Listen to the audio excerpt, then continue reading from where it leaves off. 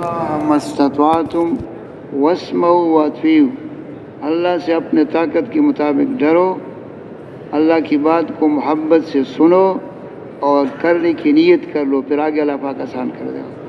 یہ سارے خیریں جو ہے اللہ پاک مجمع کو پہنچانا چاہتے ہیں۔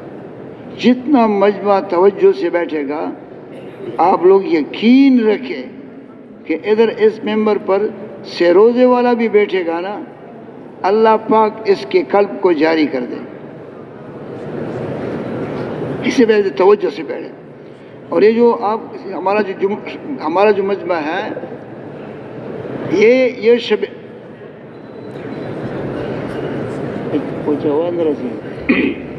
ہمارا جو مجمع ہے، ہم یہ چاہتے ہیں، یہ جو شب جمعہ ہے، کہ کسی طرح امت اس کھوئے ہوئے مقام پہ پھر واپس آ جائے، کسی طرح امت اس کھوئے ہوئے مقام پہ پھر واپس آ جائے جس مقام پہ امام الانبیاء حضرت محمد صلی اللہ علیہ وسلم نے صحابہ کرام کو چھوڑا تھا۔ یہ مجمع اس لیے آتا ہے، اس لیے میں مجمع کے اندر دعا کر لو، یا اللہ امام الانبیاء والی محنت کے لیے سب کی، یہ فرشتے نے چاروں طرف سے اس مجمع کو گہرے میں لے رکھا ہے، اس میں دعائیں قبول ہوتی ہے، اس لیے دعائیں کہو یا اللہ سارے دنیا کے مسلمانوں کو جس کام کے لیے تو نے یا اللہ ان کو بھیجا ہوا ہے اور تو ان کو چنا ہوا ہے، اس مبارک محنت کے لیے قبول کر دے، ٹھیک ہے نا جی؟ نحمد و نصلی علی رسول الکریم، اما بعد فاعوذ باللہ من الشیطان الرجیم، بسم اللہ الرحمن الرحیم۔ ومن احسن قولا ممن دعا الی اللہ وعمل صالحا وقال اننی من المسلمین۔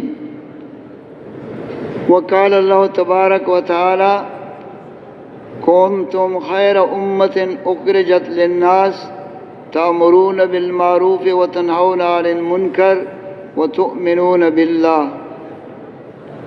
وقال اللہ تبارک و تعالی قل هذه سبیلی ادعو الی اللہ علی بصیرۃ انا ومن اتبعنی وسبحان اللہ وما انا من المشرکین۔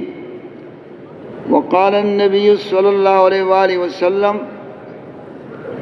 لغزوة فی سبیل اللہ او روحة خیر من الدنیا وما فیہا او کما قال النبی صلی اللہ علیہ وآلہ وسلم۔ میرے محترم بزرگوں اور دوستو، آج ساری دنیا جو تباہی کے کنارے پہ پہنچ چکی ہے اور سارے دنیا میں جو فتنے اور فساد اور بگاڑ ہے، اس کا سب کا سبب جو ہے وہ غلط یقین ہے۔ اس لیے جتنے بھی انبیاء علیہ السلام دنیا کے اندر تشریف لائے ہیں، ایک نبی نہیں، سارے انبیاء علیہ السلام نے سب سے پہلے کلمے کی دعوت دی ہے۔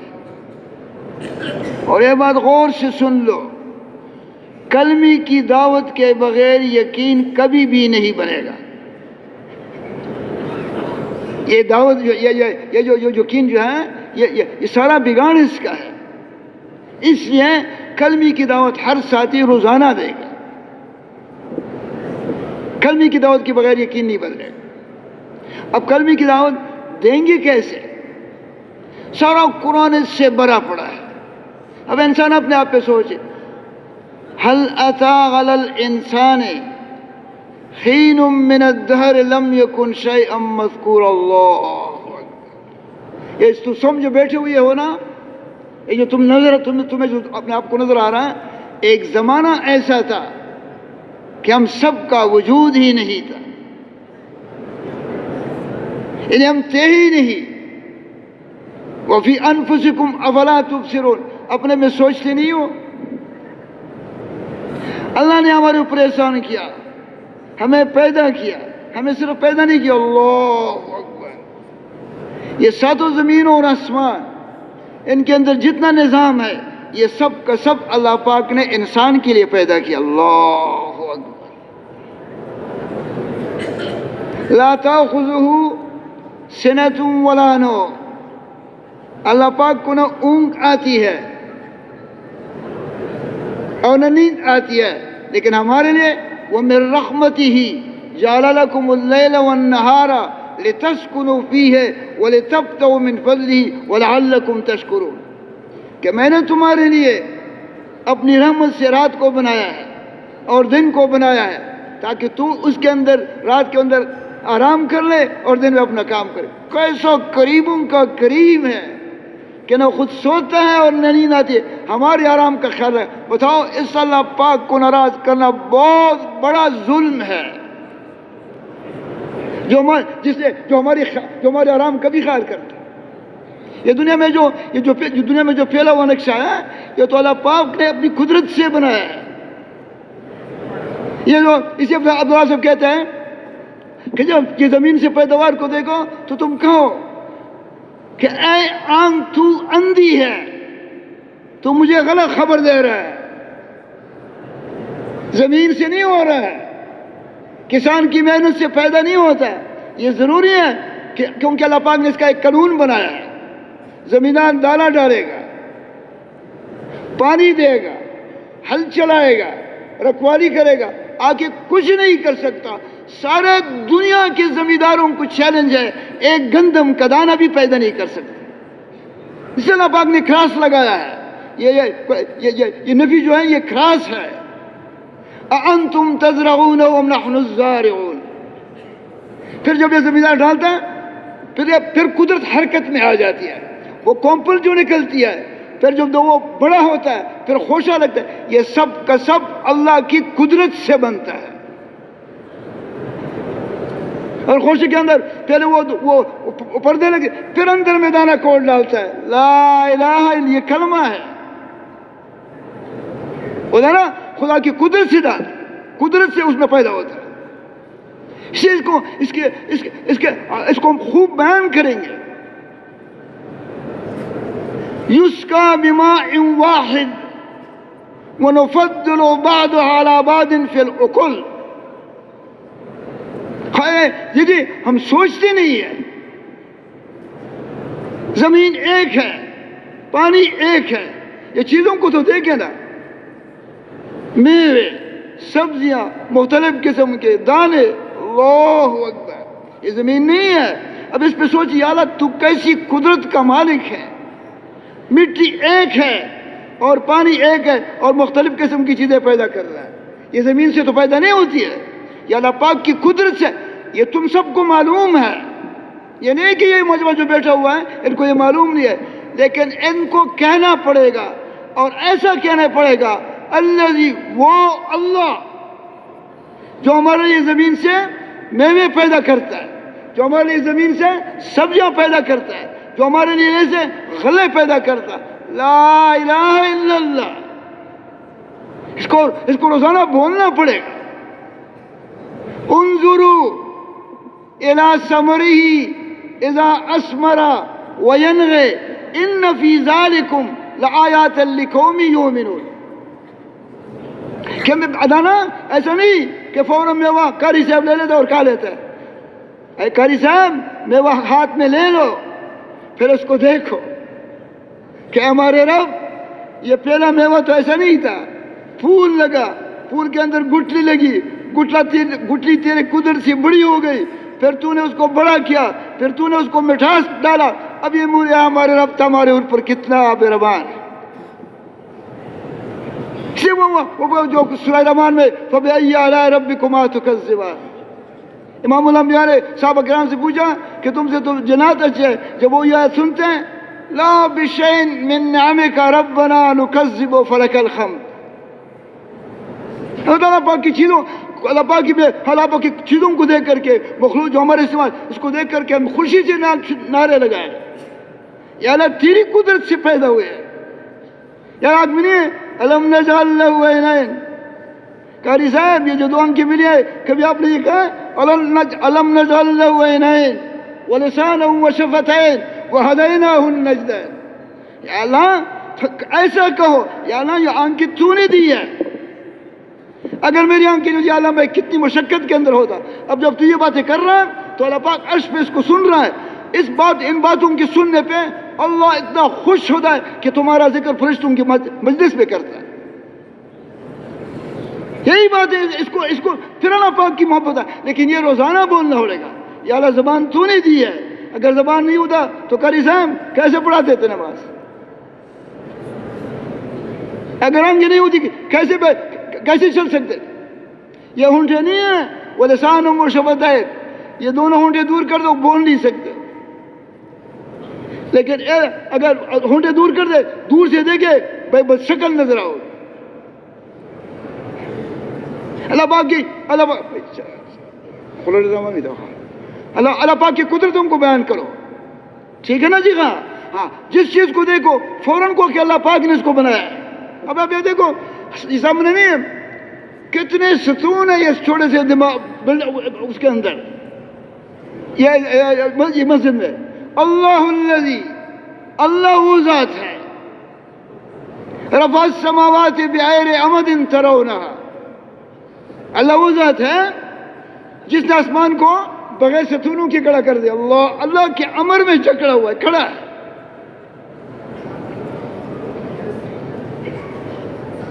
اب جب اللہ پاک پھر یہ ٹکڑے ٹکڑے ہو کر کے گر جائے، اللہ ہے۔ یہ جو قرآن پاک میں واقعات نبیوں کی بہن ساری دنیا میں وہ ہوگا جو اللہ پاک چاہے گا، جو اللہ پاک نہیں چاہے گا وہ سب بولے وہ نہیں ہوگا۔ ما تسقط من ورقة الا يعلمها ويعلم ما في البر والبحر، پتہ بھی اللہ پاک کے امر کے بغیر نیچے نہیں آ سکتا ہے۔ اب جب پتہ نیچے نہیں آ سکتا ہے، سارے دنیا میں جو کچھ ہو رہا ہے اللہ کے امر، اللہ کی مشیت کے تحت ہو رہا ہے۔ لا تحسبن اللہ غافلا عما يعمل الظالمون، یہ ظالم جو اسلام کے خلاف جتنے منصوبے بنا رہے اللہ ان سے غافل نہیں ہے، اللہ پاک کے قبضے قدرت میں ہے۔ لیکن بزرگوں دوستو ہمارے دلوں میں سارے عالم کی انسانوں کی ہمدردی ہونی چاہیے، یا اللہ اگر ان کو ہدایت نصیب نہیں ہوئی اور یہ بغیر کلمے کے مر گئے، یہ لوگ تو بہت بڑے نقصان کے اندر چلے گئے۔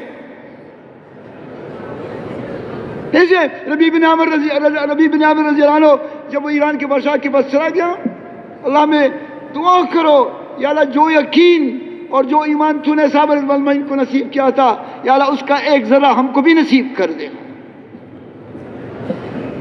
مولانا انسان سے فرما رہے تھے اللہ اس کو صحت عطا فرما کہ بھائی ایک طرف 1 لاکھ فوج کھڑی تھی، دوسری طرف 1 لاکھ فوج کھڑی تھی، دیان میں ربیع بن عامر جا رہا تھا۔ اب یہ قاری صاحب جائیں، یہ تو پولیس والے دفتر میں بھی داخل نہیں ہو سکے،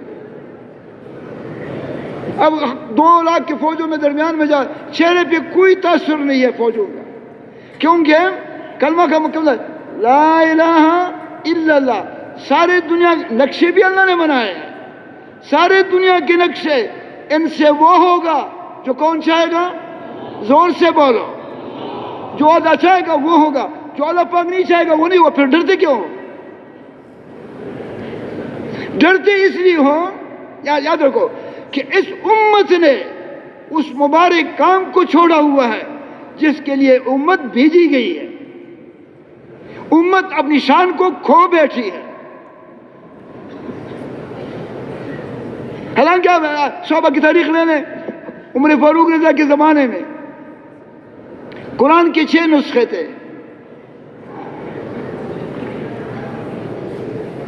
اور وہ بھی ملکوں میں تقسیم ہوئے تھے، اور آپ رضی اللہ عنہ کی خلافت جو تھی وہ 22 لاکھ مربع میل پہ تھی۔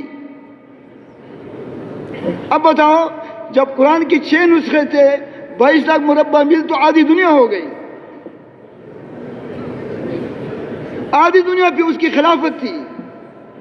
خلافت اس لیے نہیں تھی کہ ہمیں زمین کی ضرورت ہے، ہمیں ان کی چیزوں کی ضرورت ہے، نہیں، یہ خلافت اس لیے کہ سارے دنیا کے انسان جہنم کی آگ سے بچ جائے، امام الانبیاء والی محنت ہو جائے تاکہ سارے دنیا کے انسان جہنم کی آگ سے بچ کر جنت والے بن جائے۔ ہر مسلمان کے دل میں یہ ہونا چاہیے۔ اللہ پاک نے ساری کائنات کو ان کے لیے مسخر کر دیا تھا، تو پھر سوال پیدا ہوتا ہے جب قرآن پاک کے نسخے 6 امام بخاری جو تھا وہ 2ری صدی میں پیدا ہوا ہے، پھر اس نے بخاری شریف لکھی ہے، پھر یہ اتنی یہ دین پیسے پھیل گیا، اجتماعی نقل و حرکت اور دعوت۔ ایک زمانہ تھا اللہ، ایک زمانہ تھا کہ دعوت اور اجتماعی نقل و حرکت جڑی ہوئی تھی، حتیٰ کہ کافروں کو بھی پتہ ہوتا تھا کہ مسلمان کا اللہ پاک کے راستے میں نکلنے کا سوا اور کوئی کام نہیں ہے۔ بچہ بوڑھی بوڑھے سے بوڑھا اور سب جانتے تھے کہ اس امت کا کام یہ ہے کہ سارا عالم میں پھرے گی اور اس آواز کو لگائے گی، اے لوگو اس کلمے کو پڑھو کہ لا الہ الا اللہ محمد رسول اللہ، تم دونوں جانوں میں کامیاب ہو جاؤ۔ جب سے امت نے اس کام کو چھوڑا، امت پھر اس مقام پہ نہیں جا سکی۔ صحابہ کرام، تفسیر مظہری میں ہے، صحابہ کرام نبوت کے مزاج پہ تھے، سارے صحابہ کرام۔ جب تابعین کا دور آیا تو سارے اکثر تابعین نبوت کے مزاج پہ تھے، اور کچھ ولایت کے مزاج پہ چلے گئے۔ جب تبع تابعین کا دور آیا تو سب اکثر ولایت کے مزاج پہ چلے گئے اور کچھ نبوت کے مزاج پہ رہ گئے۔ اور جب وہ تبع تابعین ختم ہو گئے تو ولایت کا دورہ رہا اور دین ولایت کے ذریعے قائم رہا۔ پھر اللہ پاک کے ذات عالی کو رحم آیا اور کچھ اشخاص کو، یہ مجدد الفصال نے مطلع لگا، کچھ اشخاص کو نبوت کے مزاج پہ پیدا کیا، اور ان میں غالباً نام تو نہیں لکھا ہے لیکن ایسا معلوم کہ مولوی اعظم رحمۃ اللہ آخری شخص ہے۔ یہ جو آپ لوگ آئے ہوئے ہیں، یہ سب کے سب اس اجتماعی نقل و حرکت کی برکت ہے۔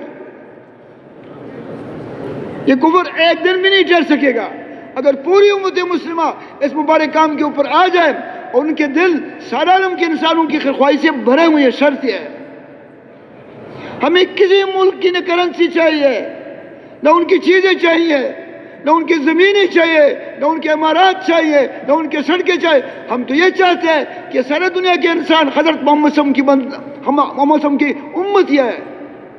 یا ایھا الناس انی رسول اللہ علیکم جمیعا، اے سارے عالم کے انسانوں میں تم سب کا نبی ہوں۔ یہ امت تو اللہ پاک نے اس لیے بھیجی ہوئی ہے کہ سارے ملکوں میں جائے گی۔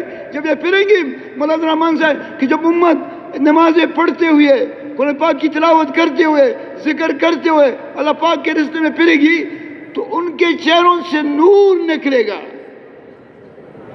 اور وہ نور سورج کی روشنی سے بھی زیادہ نور پھیلائے گا، اور جس ملک میں جائے گا وہ لوگوں کے دلوں کو چیرتا ہوا پار ہوگا،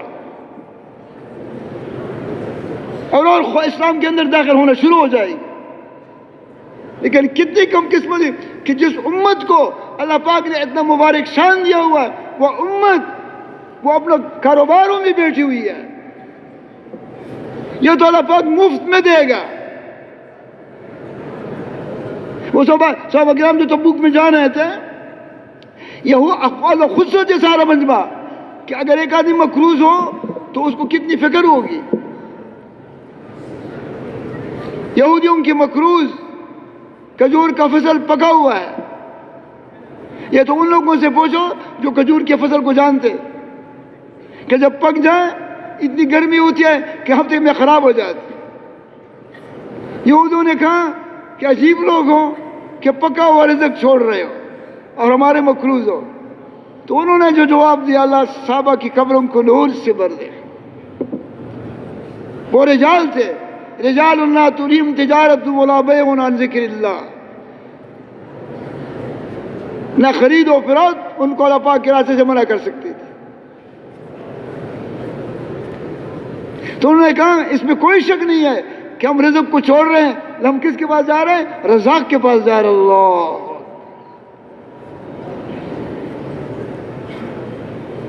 اسی دوستو صحابہ رضوان میں صحابہ ہے تو صحابہ پڑھو، پہلا جلد جو ہے اس میں سارا دعوت ہے۔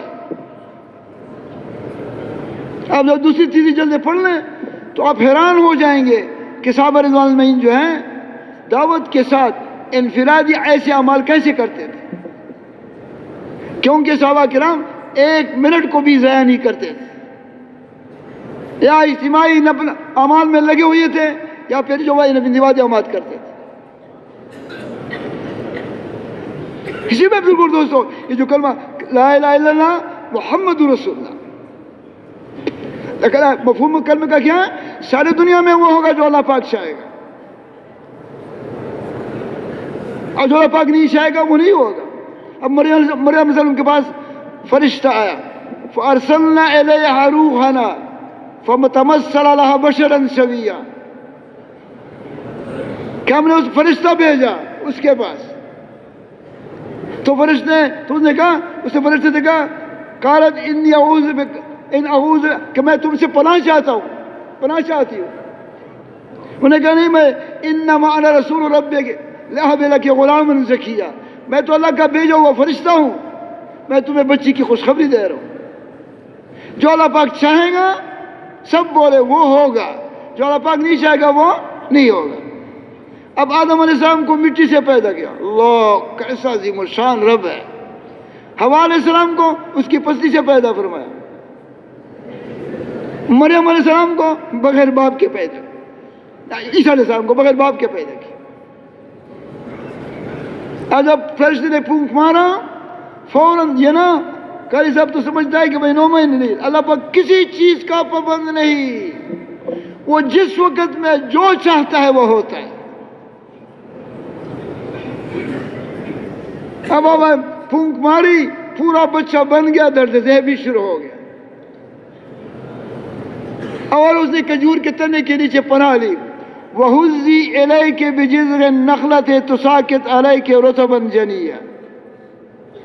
اب وہ لکھا ہے تفسیر میں کہ بھائی کھجور بھی خشک تھی. کیا تھی کہا جیسا؟ کھجور خشک تھی، کھجور کا موسم بھی نہیں تھا. لیکن دیکھو اس طرح کو کوئی ہلا سکتا ہے؟ نہیں ہلا سکتا ہے. لیکن اس نے تھوڑا سا ہاتھ رکھا، اوپر سے تازہ کھجوریں گرنے لگی. لا الہ، یہ کلمہ ہے. کلمے کا مفہوم یہ ہے جو اللہ پاک چاہتا ہے وہ ہوتا ہے، جو اللہ پاک نہیں چاہتا وہ نہیں ہوتا.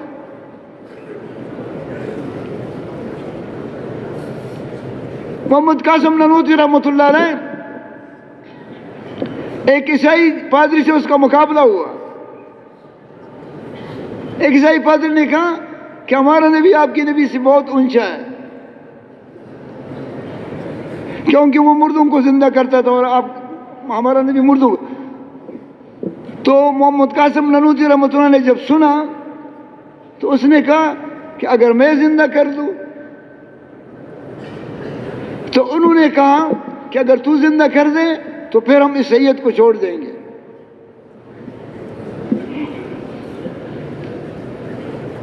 بھائی مقابلے کا وقت مقرر ہوا.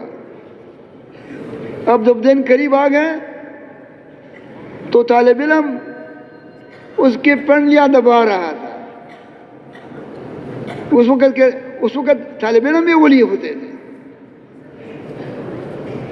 تو اس نے کہا کہ حضرت آپ کا تو بڑا سخت مقابلہ ہے اور آپ بے غم، بالکل بے غم ہیں.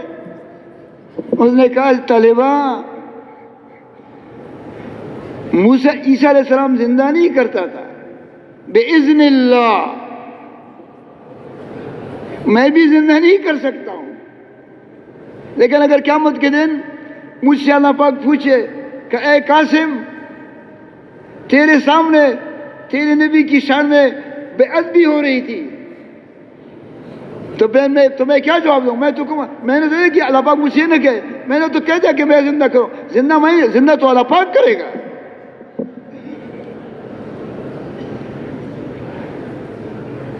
تو بزرگ دوستو، عیسائیوں کو پتہ چلا کہ یہ آدمی تو ایسا لگتا ہے کہ یہ ضرور زندہ کرے گا، تو وہ مقابلے کے لیے نہیں ہے. بزرگ دوستو، جب ساری امت نقل و حرکت کرے گی تو ہوگا کیا؟ اب آپ صاحب نے کہا اس نقل و حرکت والی امت کے ساتھ قدرت ہوگی. پھر قدرت کو بیان کیا. یہ پہلا، یہ زمین نہیں ہے، یہ زمین کتنی بڑی ہے. یہ زمین پہلے آسمان کے مقابلے میں ایسا ہے، اتنا چھوٹا ہے.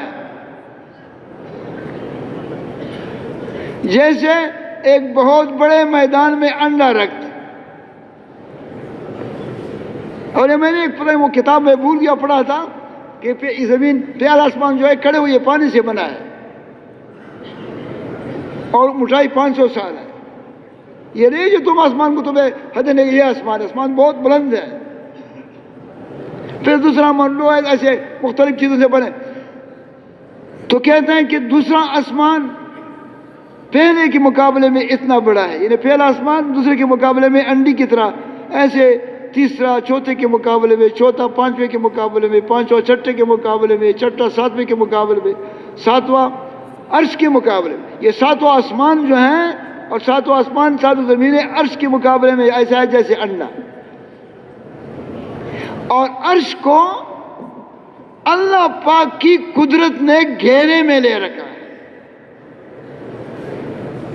یہ امت جب حرکت کرے گی اور سارے عالم کے انسانوں کی ہمدردی ان کے دلوں میں ہوگی کہ سارے دنیا کے انسان جہنم کی آگ سے بن جائے، اور اس کے لیے دعائیں کرے گی، نمازیں پڑھیں گی، اذانیں دیں گی اور قرآن پاک کی تلاوت کریے اور ملکوں میں چلے گی، تو اللہ پاک کی یہ قدرت ان کے ساتھ ہوگی.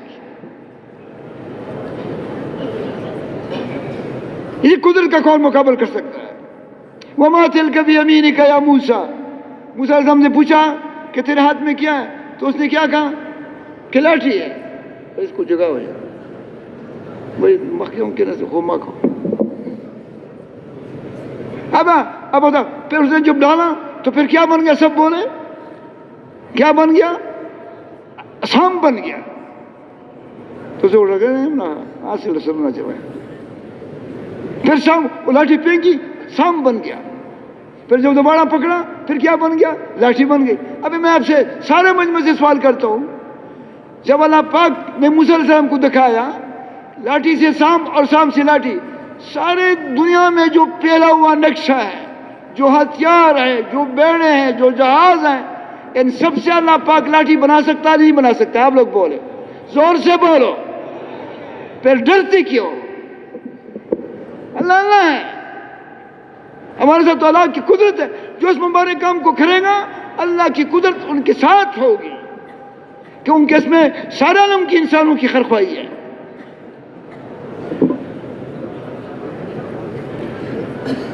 ایک دن مولوی بھائی صاحب بیان فرما رہے تھے کہ حاجی صاحب نے مجھے رات کے 2:30 بجے بلایا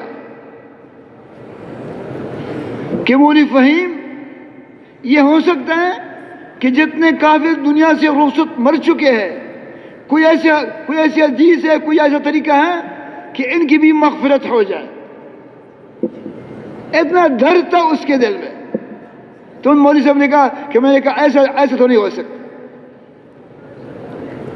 ہمارے لیے یہ جو مجمع ہے اللہ پاک کتنا خوش ہوگا. یہ جو مجمع بیٹھا ہوا ہے یہ گھر میں، دکانوں میں اور اپنے بچوں میں ان کے اوپر یہ غم سوار ہو کہ اللہ سارے دنیا کے انسان جہنم کی آگ سے کیسے بچیں گے؟ بتاؤ اس وجہ سے اللہ پاک کتنا خوش ہوگا. اصحاب کہف جو تھے ایمان اللہ پاک کو بہت پسند ہے. اصحاب کہف نے جو دیکھو ظالم بادشاہ سے غار میں پناہ لی، کیوں پناہ لی؟ اپنی ایمان کو بچانے کے لیے. اپنے ایمان کو بچانے کے لیے پناہ لی. جب پناہ لی تو کتنے سال گزر گئے؟ 309 سال گزر گئے. نہ کھایا نہ پیا. وَتَحْسَبُهُمْ أَيْقَاظًا وَهُمْ رُقُودٌ وَنُكَلِّمُهُمْ ذَاتَ الْيَمِينِ وَذَاتِ الشِّمَالِ وَكَلْبُهُمْ بَاسِطٌ ذِرَاعَيْهِ بِالْوَسِيدِ. باہر سے لوگ دیکھتے تھے کہ یہ جاگی ہوئی ہے. کیا دیکھتے تھے؟ زور سے بولو، ٹوپی والے زور سے بولو. جاگی ہوئی ہے لیکن اصل میں وہ سوئے. اللہ 309 سال سوئے. اس کو پڑھتی یہ نہیں کہ آپ نے پڑھ لیا اور زور سے آواز لگا لے یار تو کیسا زبردست قدرتوں والا ہے. اور بھائی ان کی کروٹیں بدلتی رہتی تاکہ مٹی اس کو دکھائے، اور کتا سامنے بیٹھا ہوا. کتنے سال گزر گئے؟ 300. اب یہ جنگل خیال والا جب نکلتا ہے کہتے ہیں بچوں کا کیا ہوگا؟ یہ غلط یقین نے بیڑا غرق کر دیا ہمارا. کہ ہمارے پیچھے کیا ہوگا. پھر صاحب کب کا واقعہ بھی بھول جاتے, یونسم کی مچھلی کا واقعہ بھی بھول جاتے. سارے دنیا میں جو بگاڑے اس سے غلط, یہ قلبی کی دعوت پہ محنت کرو. سارے دنیا میں جو بگاڑے وہ غلط یقین کر. ایک آدمی اللہ پاک کے راستے میں نکلتا ہے, دکان اس نے بند کیا, اس کا یقین ہونا چاہیے کہ اللہ پاک اب میرے اہل خانے کو میری موجودگی سے بھی اچھی طرح پالے گا.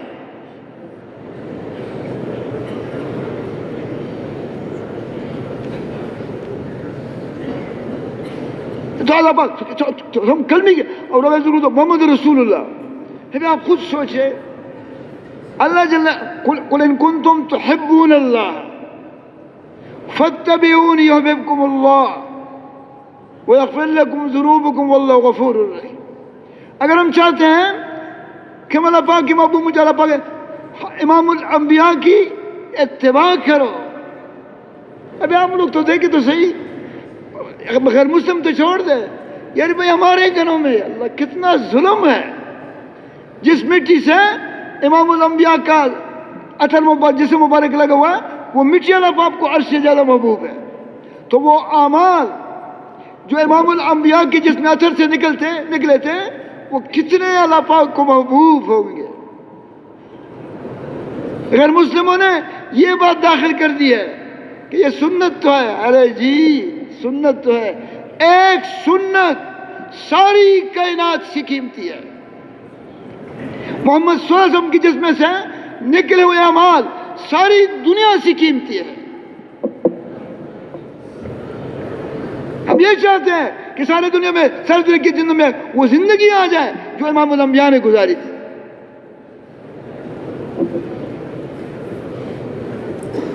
حضرت علی رضی اللہ عنہ ہے, حضور سے ہم کو پتہ چلا کہ تو فاطمہ کی شادی مانگ رہے, تو پوچھا کچھ ہے, اور فاطمہ کون ہے؟ پہلے تو تعریف کر کہ فاطمہ ہے کون؟ جنت کی حوروں کی سردار, اور آپ سلم کی سب سے چہیتی بیٹی. جب دنیا سے رخصت ہو رہے تھے تو فاطمہ رو رہی تھی. تو آپ سب نے کہا قریب آؤ میری بیٹی, سب سے پہلے تو میرے ساتھ ملے گی. تو 6 مہینے کے بعد فاطمہ کا بھی انتقال ہو گیا. اس بیٹی کی شادی نکاح ہو رہا تھا. اور انہوں نے کہا علی سے پوچھا کچھ ہے کہ تو کچھ نہیں ہے. نکاح کا خطبہ پڑھا, نکاح کا خطبہ پڑھا اور ام ایمن کے حوالے کر دیا کہ جاؤ اس کے علی کے گھر میں چھوڑ دو. میں نے تو ابھی سنا ہے, دیکھا تو نہیں ہے, لیکن سنا ہے کہ وہ شادی کے لیے پہلا ایک جوڑا بنا لیتے ہیں. اس کی قیمت کوئی 5 لاکھ کا بناتا ہے, کوئی 3 لاکھ کا بناتا ہے, کوئی 12 لاکھ کا بھی بناتا ہے. اب اس وقت کبھی نہیں آتا کہ میں امام الانبیاء کا امتی ہوں. یہ سنتوں کے جنازے نہیں کر رہے ہیں, یہ تو غلط یقین ہے. اگر اس پہ یقین آ جائے کہ امام الانبیاء کی ایک سنت, تو کیسے مجھ سے سنت چھوڑ سکتی ہے؟ پانی پی رہا ہوں, راستے پہ چل رہا ہوں, یہ پتہ نہیں کہ بھائی سنت کیسا ہے.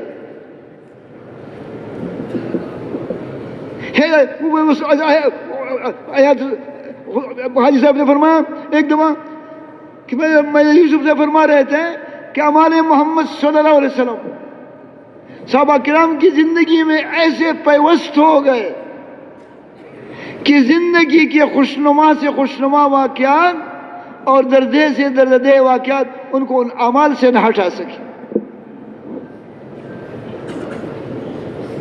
اے محمد رسول اللہ. اور سب سے بزرگ دوستو, آپ سب نے نبوت ملنے کے بعد کوئی کام نہیں کیا. کانا خریص علی ہدایت الناس. آپ صلی اللہ علیہ وسلم انسانوں کی ہدایت کے لیے بے قرار رہتے تھے.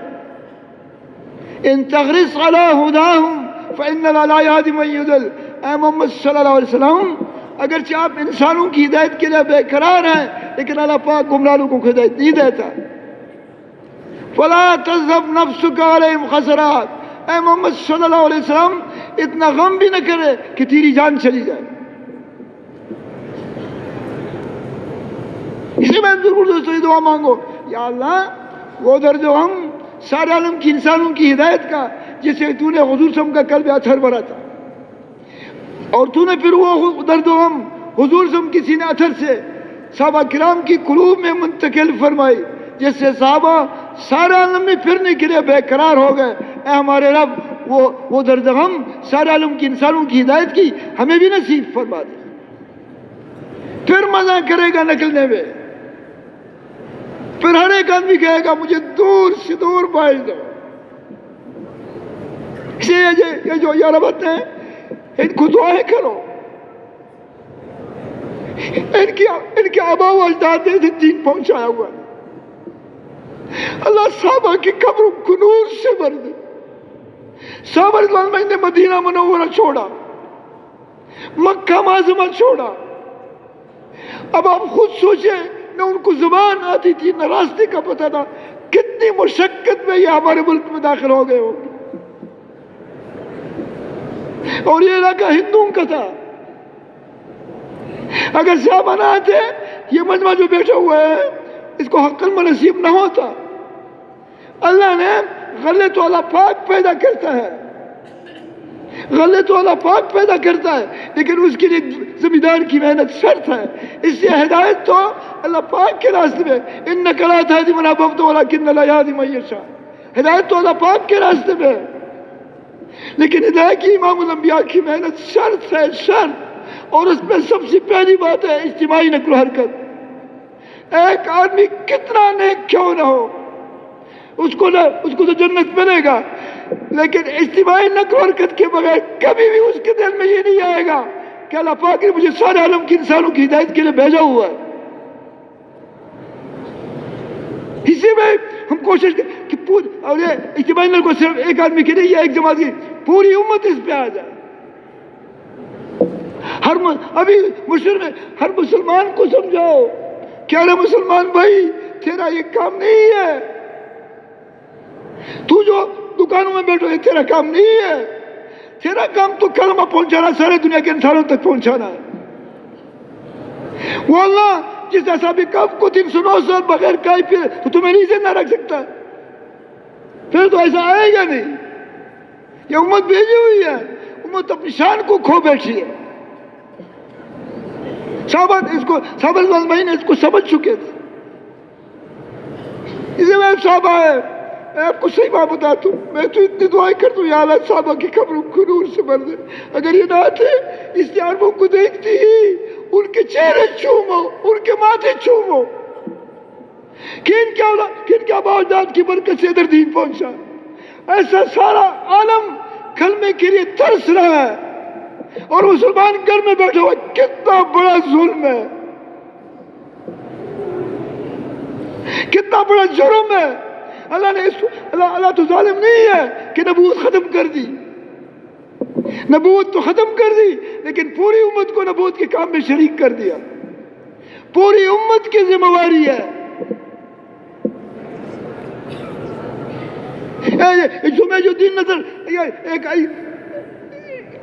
امان سے ایک آدمی آیا تھا جماعت میں، مصر سے فارغ تھا، عالم تھا، وہ کہہ رہا وہ فرمانا کہ ہم نے تحقیق کر دی ہے کہ بھائی جنت البقیع اور جنت الملا میں صرف 12-13 ہزار کی قبریں ہیں صحابہ کی۔ کیسے آدمی سارے دن میں جو دین پھیلا ہوا ہے اس وقت موجود ہے، یہ سب کے سب صحابہ کی نقل و حرکت سے پھیلا ہوا ہے۔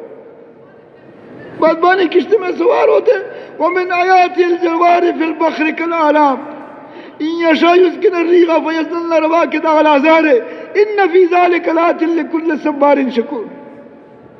بادبانی کشتی میں بیٹھتے تھے، جس طرف کشتی جس طرف ہوا آتی اس طرف جاتی تھی، جب بستی نظر آتی تھی تو ادھر پڑاؤ ڈال کر کے ان کو کلمے کی دعوت دیتے تھے۔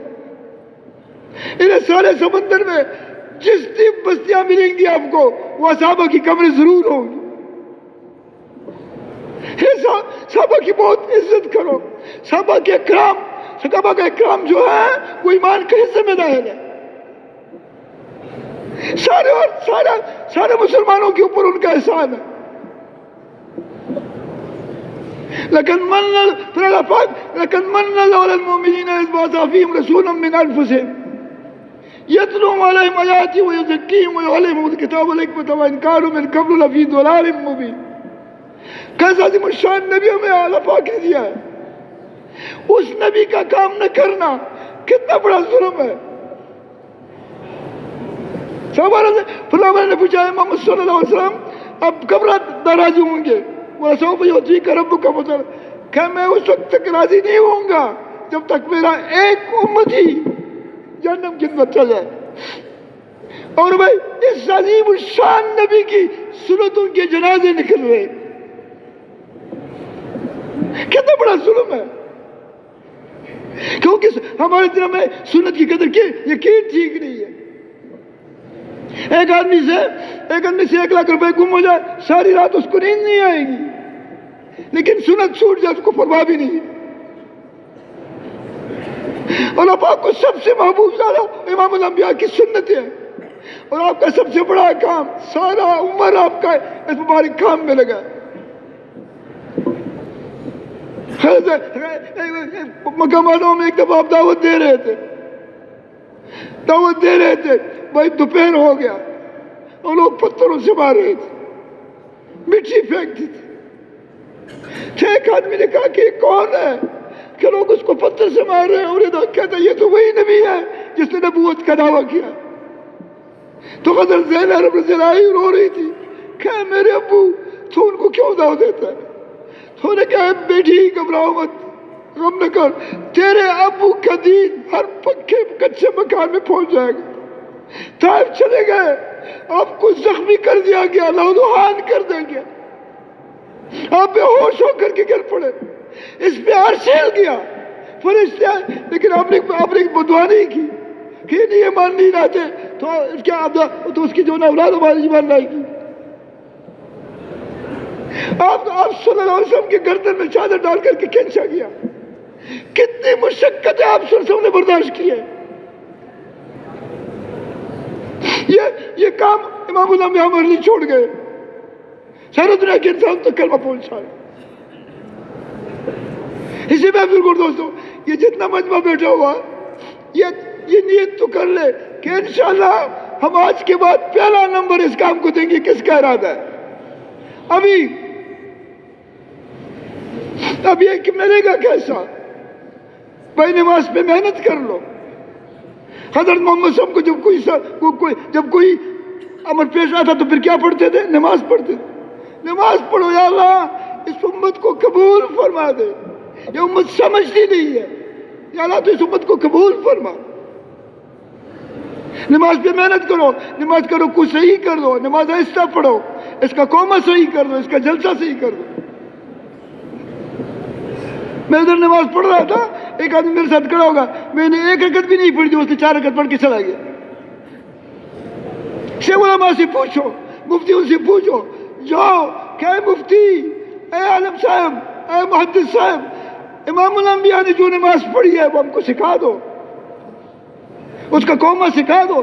ایک صحابی نے نماز پڑھی، آپ صلی اللہ علیہ وسلم نے کہا کہ ارجع صلی فإنک لم تصلی، کہ نماز پڑھو، آپ کی نماز نہیں، صحابی نہیں پڑھی. پھر آپ نے دوبارہ کہا، تیسری بار کہا، چوتھی بار وہ رونے لگا. اس کا قومہ اور جلسے میں فرق تھا. اس سے سمع اللہ لمن حمدہ ربنا لکن کے بعد دعائیں حمدن کثیرن طیبن مبارک، اس کو سیکھ لو. حسن حسین میں لکھی ہوئی ہے، مستند دعا ہے. ایک جلسہ ہو کر جلسے میں بیٹھ جاؤ، دعا پڑھو، اللہم اغفر لی وارحمنی وعافنی وہدنی وارزقنی واجبرنی. اتحیات کو آہستہ پڑھو، نماز کو معنی سیکھو. تو کس کا ارادہ کہ میں اب نماز پہ محنت کروں گا؟ قرآن پاک کی تلاوت صحابہ المعلمین کی عمومی ترتیب تھی.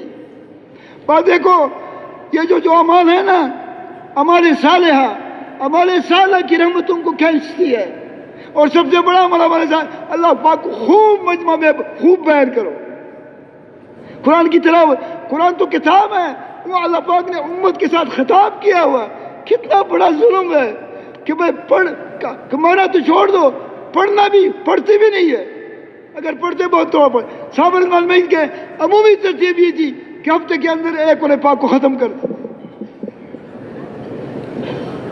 دعا کرو وہ تلاوت کا وقت ہے وہ موبائل, دعا کرو کہ اللہ اس موبائل کے فتنہ کو تو اپنی قدرت سے ختم کر دے. یہ بہت بڑا فتنہ ہے. اب اکرام مسلم یہ نہیں ہے کہ تو نے اپنے بچی کی شادی کو 50 لاکھ کرا دیا اور تیرے پڑوس میں تمہارے ساتھ ایک آدمی غریب آیا اور وہ کہتا ہے کہ مجھے 20,000 قرضہ دے دو میری بچی کی شادی. تو کہتا ہے کہ میرے بچی کی ابھی شادی ہو اور 50 لاکھ جو ہے نا بینک میں پڑا ہوا ہے. یہ اکرام مسلم ہے؟ غریبوں کی, بیواؤں کی. آپ سے تم نے فرمایا اللہ تمہیں امام الانبیاء کی اتباع نصیب فرما دے کہ یتیم کی کفالت کرنے والا میرے ساتھ جنت میں ایسا ہوگا. غریبوں کی مدد کرو, بیواؤں کی مدد کرو. یہ اکرام مسلم ہے. علماء کی قدر کرو, حفاظ کی قدر کرو. کیوں آپ خود سوچیں, ہم تو سوچتے نہیں ہیں. یہ جو عالم نماز پڑھتا ہے یہ تو امام الانبیاء کے مسلح کے اوپر کھڑا ہے, تم اس کی اتنی نہ قدری کرتے ہو تو اس تک پہنچ سکتے ہو. ان کی دیوال کہ بھئی امام ہمارے محلے کا امام ہے, سارے محلے والے مل کر کے, اس کو تو پتہ بھی نہیں, اس کی ایسی کفالت کرو کہ تم سے مالدار آدمی بھی ایسا زندگی نہ گزارے, تاکہ اس کی بیوی کو پتہ چل جائے کہ واقعی میرا خاوند تو بہت بڑے اونچے مقام پہ ہے. پوچھتے بھی نہیں ہے.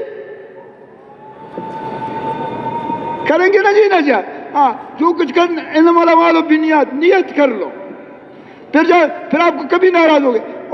اور سارے دنیا کے انسان تو کلمہ پہنچانا کس کا کام ہے؟ زور سے بولو ذرا. پھر تمہارا جو کام ہے, پھر گھروں میں نہیں بیٹھو گے اور نقل و حرکت کرو گے. انشاءاللہ مفتی صاحب آ گئے. دیکھو ایک بات میں کہتا ہوں مفتی صاحب کہ دیکھو آپ لوگ